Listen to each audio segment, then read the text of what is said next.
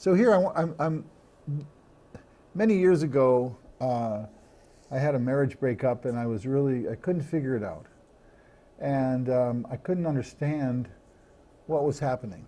And so I spent several years looking at relationship systems, different people that had ways of interpreting relationship dynamics, different psychological pictures.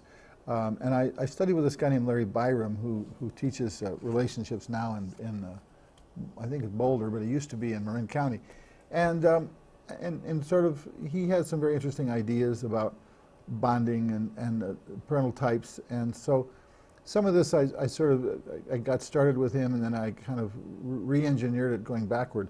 And so what I realized was that when we have the same, well, let me talk, a bonding deficit means that one or both parents was not present physically or emotionally, or had their own emotional disruptive patterns that made bonding and a healthy, happy connection to the child either limited or impossible.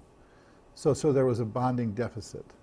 And so what I found is when we have the same bonding deficit, the polarity moves away from the yang to the yin. So now there's a little girl with a mother bonding deficit, or a little boy with the father bonding deficit, the energy moves away from the yang and moves toward the yin. And I'll demonstrate that in a moment. And when it's an opposite bonding deficit, a boy with a mother problem and a girl with a father problem, the energy moves from the yin to the yang. And then when it's a dual bonding deficit, the polarity moves actually toward the center. And so let me see if I can describe this. I'm going to stand up here, Sam, so you might want to refigure the camera. So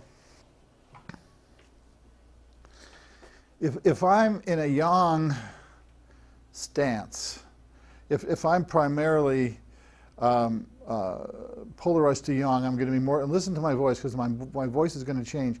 I'm not going to deliberately change my voice, but as I change my polarity by moving my polarity to the yang, you're going to feel my voice has a sort of tighter quality to it. I'm more linear. I sound more intellectual, more heady, and I'm in some ways not as friendly or open. And I'm just bringing the energy now to my spine, and so there's a certain different quality to me.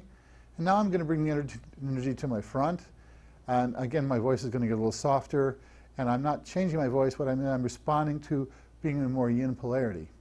So normally I'm kind of balanced, generally, maybe a little bit more yin, but so a male with a mother bonding deficit is going to be sort of more macho and more linear, tighter. A woman with a father deficit is going to be the same way, and they might have like the helmet hair, perhaps redder nails, more accoutrements. Their face is going to be tighter. Some of the women that we actually think of being the most beautiful are actually sort of masculine in a certain way. They're tighter and more kind of warrior. Even though they might be beautiful, they have certain ornaments that are kind of more dynamic. And a male that has a father wound is going to become sort of more softer and kind of like I'm from Santa Cruz. It's kind of true, I'm a real liberal, and I'm a liberal. I'm not putting that down, but it's a style, it's an openness. It's a less direct, it's a less linear, less cerebral, more touchy-feely, more intuitive, and that's those aren't bad qualities, but we want to be able to balance it, which I'll show in a minute. And then so a woman with a mother wound will actually be kind of sort of artificially feminine. Oh hi, oh yeah, oh just a little frilly without having enough substance. A real woman has substance. They can be very feminine, but they still have substance. And so now when we look at a balance, now I'm going to create a balance between my yang channel and my yin channel. I'm going to feel both. And so now there's a linear quality to my voice and my carriage, and also there's a softness and an availability. So I'm not habituated to yin or yang. My voice has a balanced quality of both an edge and a softness to it, and I can kind of go either way. Now, if we have a dual wound, where the energy is contracting in the front and the back, I'm going to tighten my front and my back, and now you'll notice that there's less resonance in my voice. Before, when I'm balanced, there's kind of a bigger sound, more resonance. But when I tighten up the polarities, my voice gets tighter. Rather than going, hi, how are you, which has kind of a resonant quality, it's like, yeah, hi. You know, there just isn't so much space in there for the sound to resonate. I don't have so much emotional character. I don't have a big emotional bandwidth. I don't feel so much. And the bigger the dual wound is, the more contracted it is, and the tighter that person can be. So as I tighten up my front and back channels, you can kind of hear that and feel that.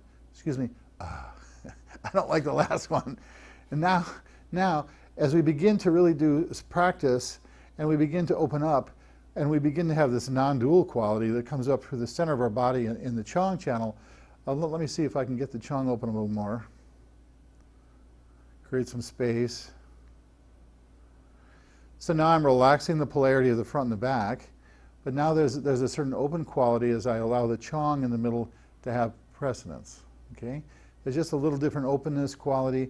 I'm not really habituated, yin or yang, but there's a sort of a more open quality. It's relaxed and open and spacious at the same time.